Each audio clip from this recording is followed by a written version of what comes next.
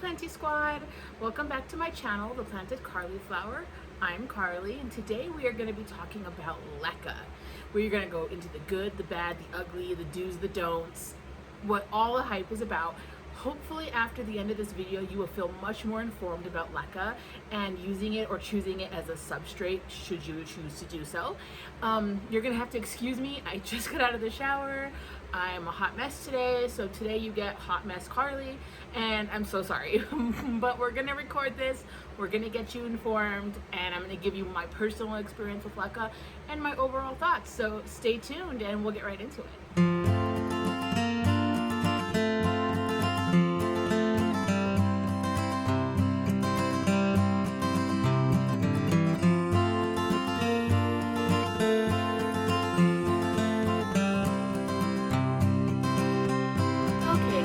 I want to start off by saying again, I'm really sorry for the crappy background. My Mills bowl will be here, I think Tuesday or Wednesday. We will build it, and all the videos I film next week should have a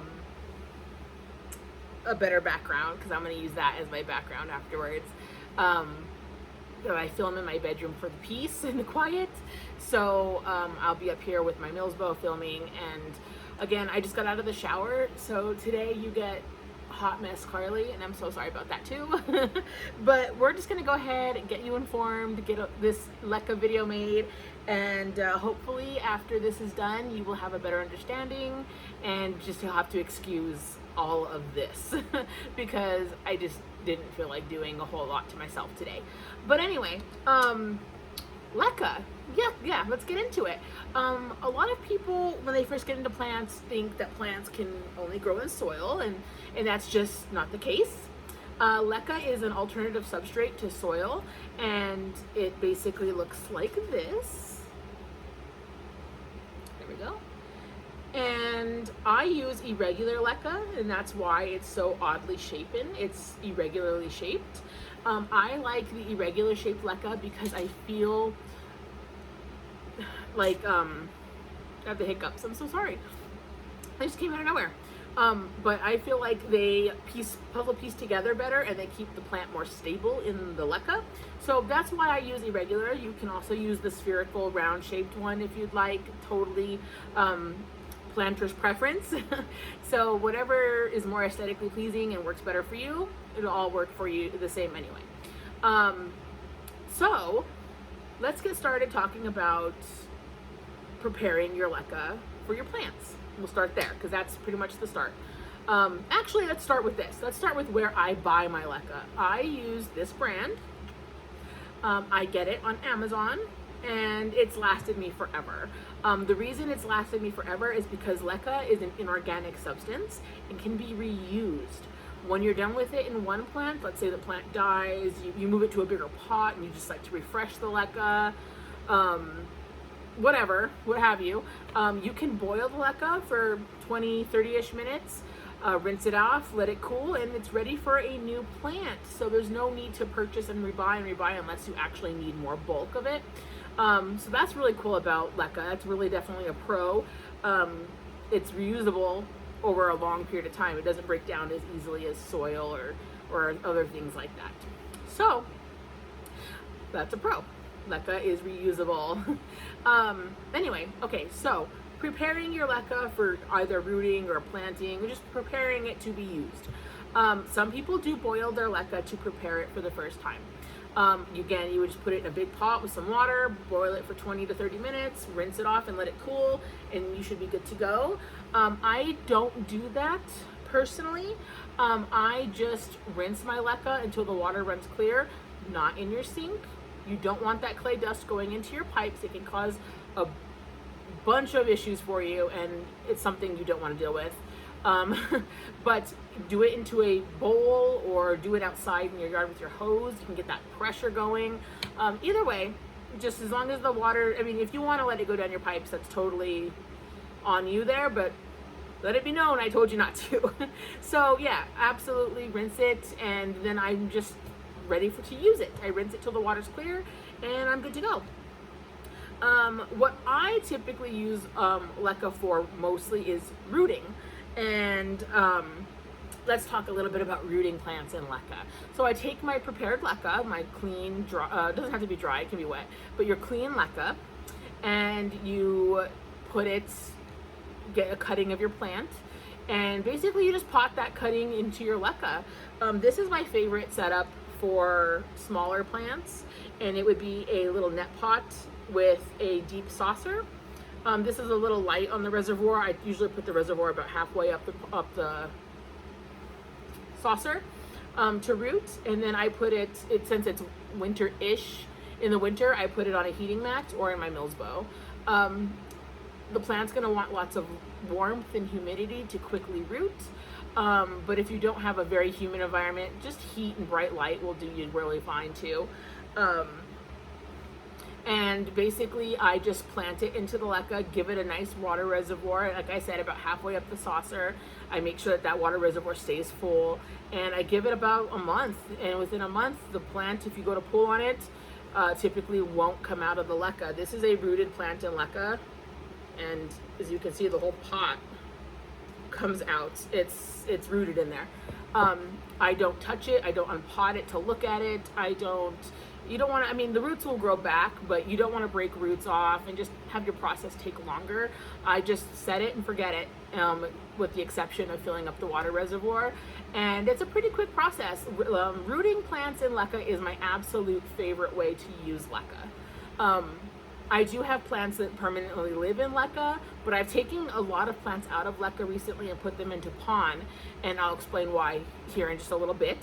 But rooting is my absolute favorite thing to do with leca. I've never seen plants root so fast. I got a polynera from a cutting from a friend. I rooted it and put it in leca to root on my heat mat, and this was like in the beginning of January, end of December. It was really cold, and that thing was rooted really well. Within a week and a half to 2 weeks, I could see roots peeking out of the leca, and I knew it was on its way to being a fully rooted plant. It has now grown about 5 leaves. So, no, probably about 4 leaves. 4 leaves. And it's doing really great in leca, and it's happy as can be. So that's rooting in leca. It's a lot simpler than it sounds. Stick the plant in leca, and just give it time, give it warmth, bright light, and some humidity if you can, and it'll definitely work out well for you. I have no problems with it. I do use distilled water to root my plants. I have extremely hard water here where I live, and I don't want to mess with water sitting out for 24 hours. I buy a lot of distilled water. It's part of what I knew I was going to have to do in order to have a big plant collection, and I knew my tap water would not be sufficient.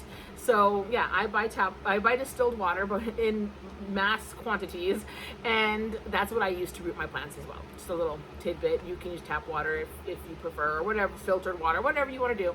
That's just what I personally use. Okay, transitioning a plant to leca can be very tricky, and it can be very stressful for a lot of people. I was very intimidated by transferring plants to leca because I started watching videos about it on YouTube, because that's the first thing I do. When I'm going to try something, I go to YouTube and I try to get other people's experiences, and I try to figure out what's going to work and what I should do and what I need, and it thoroughly intimidated me and freaked me out. I do think, no shade to anyone who has made a video about this, I do think it's been made a lot more complicated than it actually needs to be. I take the plant typically out of dirt, because that's what plants usually come in from the nursery, sphagnum moss or what have you. That's going to be even easier because they're already basically water roots in sphagnum moss. I take the plant out of the dirt. For this scenario, we're just going to go, the plant was in dirt. I take the plant out of dirt, and I do rinse off the roots as well as I can. I get them as clean as I can, but I don't exactly freak out if there's dirt on them either. Like, it's not the end of the world if there's some dirt left on the roots. I get them as clean as I can with my fingers. I've heard some people say they use like a toothbrush. I've heard some people say they soak them in water for X amount of time so that the soil can break off of the roots.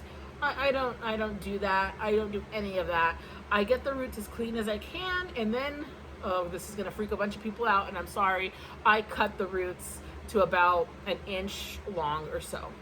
And that's mostly just to give the plant stability in the leca. This is why.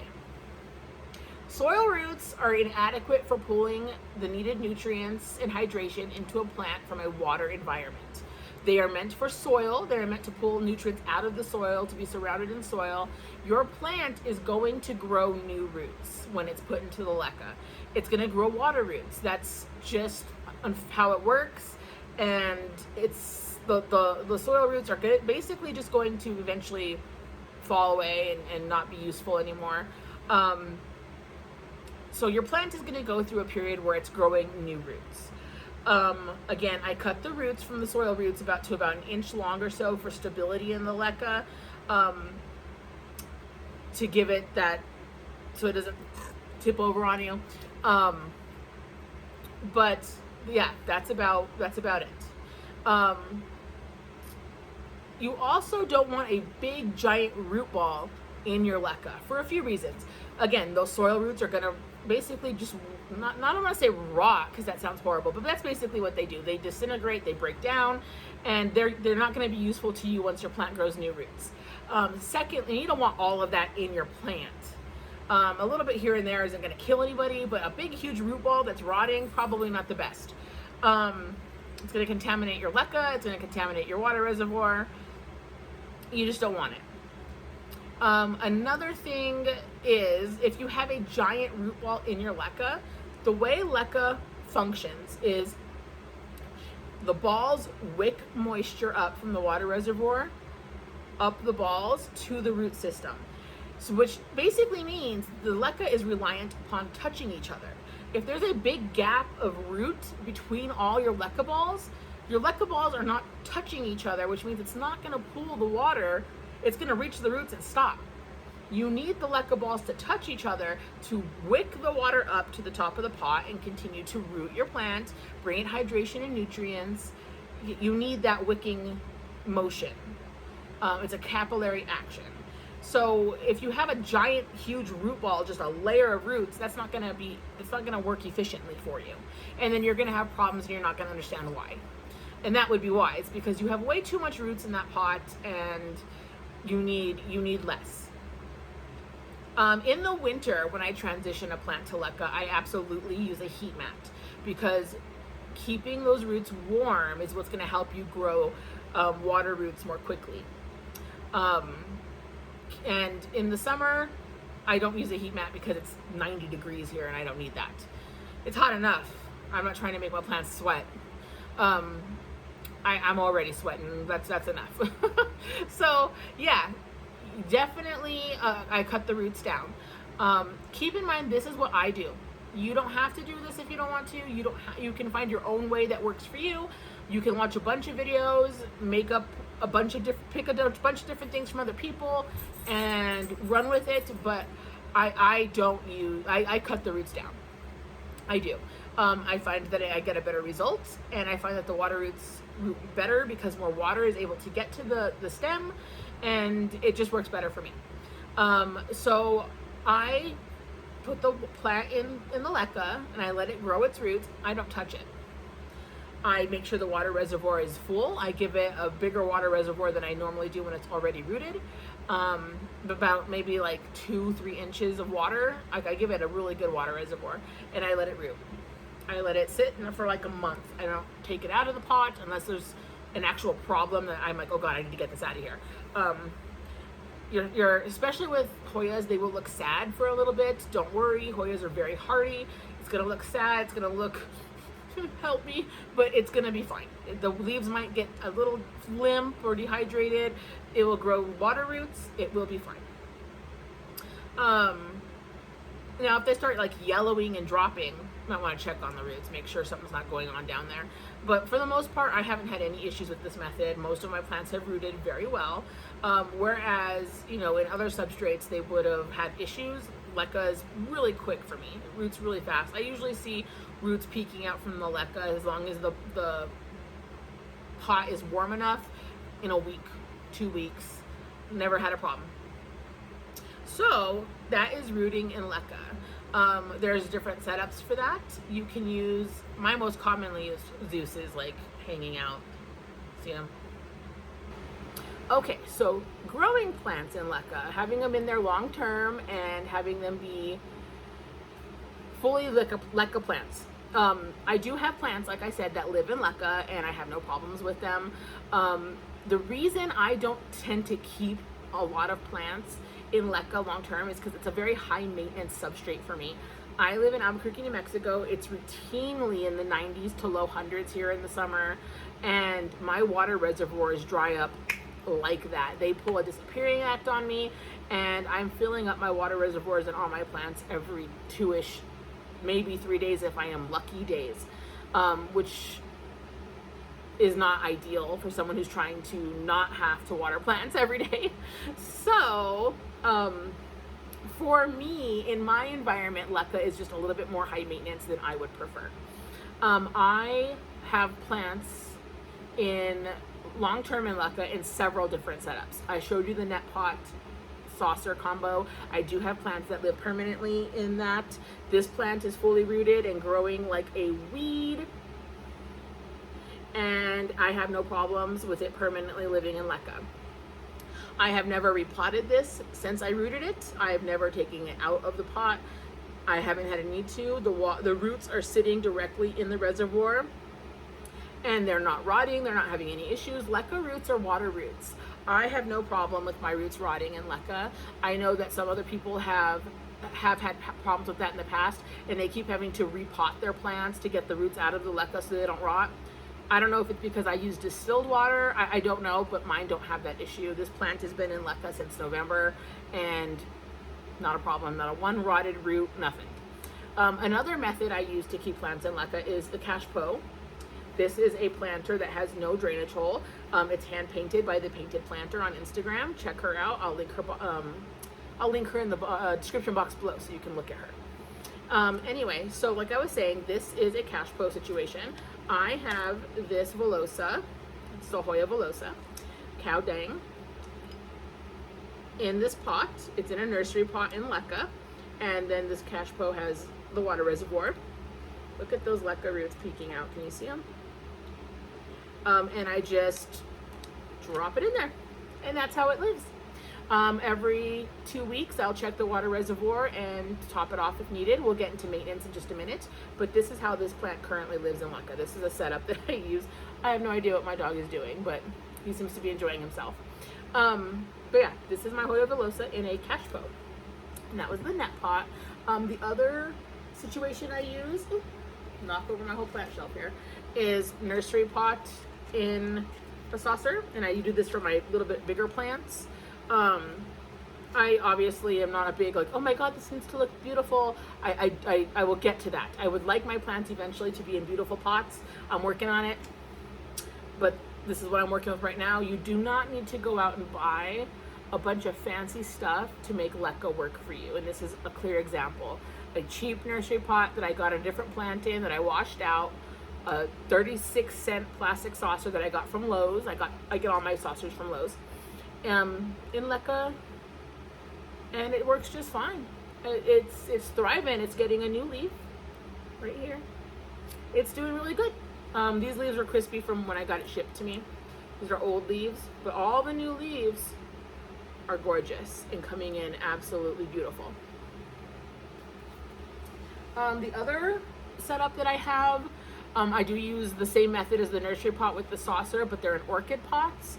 I will do a little tour of a few plants I have in Leca. I don't want to do a full every plant I have in Leca because we'd be here all day, and I will save that for a different video, but I will show you at least one plant in all the different setups I have. Another setup I use is attached saucer. I just make sure the saucer is full of water. This is a little bit harder for me to maintain because I can't have a decent sized reservoir and it dries up, and I do have to fill up the reservoir pretty much daily in the plants that I have with this because of my environment and how dry it is. But yeah, that's my setup, and that's how I grow plants in Leca. They're really low maintenance other than my water reservoir issue. I don't have to repot them all the time. If the roots reach the water, I just let them be. They're not having any issues. And yeah, that's about it. So maintenance on plants in Leca that are in there long term. The only maintenance I have for rooting plants is to continuously make sure that the water reservoir is full. Sometimes I'll put some Super Thrive if I'm feeling squirrely, but Most of the time I'm too lazy for that. I'm not even gonna pretend like I'm not. To maintain my plants that are in Leca long term, every 2 weeks, I should do it weekly, but I'm not even gonna pretend like I do. Every 2 weeks or so, I will take all my Leca plants to my sink, and I do use tap water for this because it would just be too expensive to use distilled. But I run lukewarm to room temperature water through the pots to go ahead and flush any minerals or bacteria that might be in them. And I clean my saucers, and I clean the outside of the pots, and I run the leaves under the water, and I get it all nice, squeaky clean. I'll typically give it a little spray of neem just for preventative purposes, and then I'll rinse it and do all that good stuff. And then I give my plants their nutrients. This is what I use to feed my plants. I use Dynagrow Foliage Pro, and I use the instructions right on the back of the gallon here. It says 1 teaspoon per gallon for non-circulating systems. Let's try that again, shall we? 1 teaspoon per gallon of water for non-recirculating systems. I can do hard things. Okay, so I don't have a circulating hydroponic system. That's where pumps push water in and out of your system and flush everything out. I don't have that. I have a non-circulating system. So I take 1 teaspoon of my Dynagrow, and I put it in a gallon of water, and then when I'm done flushing and washing all my pots and the outsides of my pots and my saucers and everything, I fill the water reservoir up with that nutrient water. If the water reservoir needs to be touched up or filled up in between flushings, I just use regular distilled water. There's nothing in it. And my plants love it. I cannot say enough good things about this. It's easy. It's only 1 bottle. It's 1 teaspoon, and you're good to go. Look how big this is. It's like the size of my head, and I only use 2 teaspoons a month. I'm gonna have to leave this to my children someday. I'm never gonna go through it. I've had it since like October, and I think it's like here. Like, what am I gonna do with this giant thing? Like, I don't even know. And it's like 20 bucks. It's so simply cheap, and it's easy to use, and it's not a bunch of different stuff you gotta mix and do all kinds of jazz with. It's a teaspoon and a gallon of water, and boom, you're good to go. So yeah, it's simple to maintain, and I'm losing light here, so I'm so sorry if this is looking weird. So sorry. I'm losing light. But yeah, so that is the maintenance that I use on my Leca plants. Every 2 weeks, flush, clean the pots and the saucers, give them their nutrient water, put them back where they go, and that's about it. In between all of that, I just top off the reservoir with regular water. I have been trying liquid dirt recently in between my fertilizings. I've only been doing it for less than a month, so I really don't have any feedback for you, but I did want to let you know that I am trying it, and there will be an updated video if I find that it's making any kind of significant difference. So I'll get back to you on that. I'm also using the liquid dirt in my soil plants. So I'll give you a big update on liquid dirt. Stay tuned. Hit that notification bell. A good time and chance and reason to subscribe if you haven't yet, so that you can make sure and get that video. But yeah, so that's what I use to maintain my Leca plants. On some of your Leca plants, you will see this white minerally buildup on the top layer, sometimes even inside the pot if you have a clear pot. That is just mineral buildup. It's not mold. It's not going to make you sick. It's not going to make your plant sick. It's literally just mineral buildup, and that's part of what flushing your plant every 2 weeks does for you, or every week if you're an overachiever, unlike me. It does. Part of the reason why you do that is to get rid of that buildup. So don't let it freak you out. It's completely normal. Everybody gets it. I use distilled water and I still get it. So it just happens. You don't have to worry. It's not going to hurt anything. Looks like Zeus is going to come say hi. He's a diva. He thinks he's this important. Look at him. Look at the fish. Look at the fish. Look at that face. Okay. Lay down. No, you can't have my plant. Oh my god. Okay. Oh, now he's eating my phone case. Let go. Let go. Oh my god. Whoever said having pets is not the same as having children, lying to themselves. It's like having a mischievous child. Anyway, so what were we saying? Oh, so that's how I maintain my plants in Leca. If you have any questions about that, happy to answer them. Please leave it in the description box down below, or the comments down below, and I'd be happy to answer any questions you have pertaining to anything I've said, not just the maintenance. What else? Let me think. Anyway, I think that's the bulk of what I wanted to say about Leca. My overall thoughts are, I do like Leca, especially for rooting. I've already discussed how much I like it for rooting. Highly, highly recommend.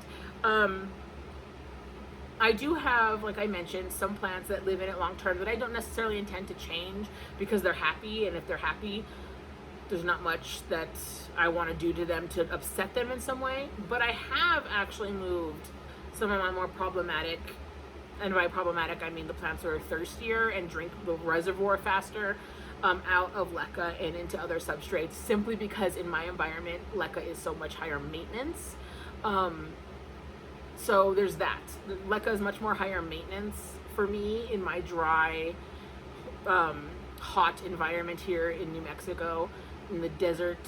But that's just a personal preference, and it doesn't mean there's anything wrong with using Leca. I like to encourage people to, within their means and budget, experiment with their plants. You never know if you're going to end up loving something until you try it. I know some things sound scary and difficult at first, but honestly, once you get a routine down for your environment in your home, it's really enriching and fun to watch different ways that your plants can grow and thrive. I have gotten some of the best growth out of my plants doing Leca. The nutrients I use make me super happy. My plants are thriving in so many ways. I mean, look at this guy. When I got him, he was just this strand and this strand. He's got all of this coming out now. He's growing leaves like crazy. He's got tendrils coming out of every single spot. He's a happy plant. And a lot of my Leca plants are super happy, as you'll see in the little tour of a couple of plants I'm going to give you at the end of this. I'll probably just put pictures up, honestly, so that you can see what they look like in a few different situations. But I'll put a couple before and after pictures up too, so you can see the amazing growth. If you really want to see some really great growth on my plants, I do a lot of before and after shots on my Instagram, the Planted Cauliflower on Instagram. I will have the link down below, so definitely follow me on there, and you're going to see some really great before and after photos of like my Parasitica Splash. There's lots of plants on there that I have great before and afters for. I will definitely be doing more videos like this on various substrates. Please let me know if there's a particular substrate that you're interested in. I do plan on doing pond, cocoa husks, and my personal soil mix that I do use. Keeping in mind that most of my plants are Hoya, but these all work for all kinds of plants. I have a Philodendron bipennifolium in Leca, and it's doing great. It just popped out a new leaf. So yeah, it's definitely a fun substrate to play with. I know it's not everybody's cup of tea, but I definitely recommend experimenting and trying out new things. You'd be surprised what you end up loving when you try something new. If you have any questions, likes, comments, concerns, give us a thumbs up or a thumbs down. Let me know if this is something that you enjoyed watching.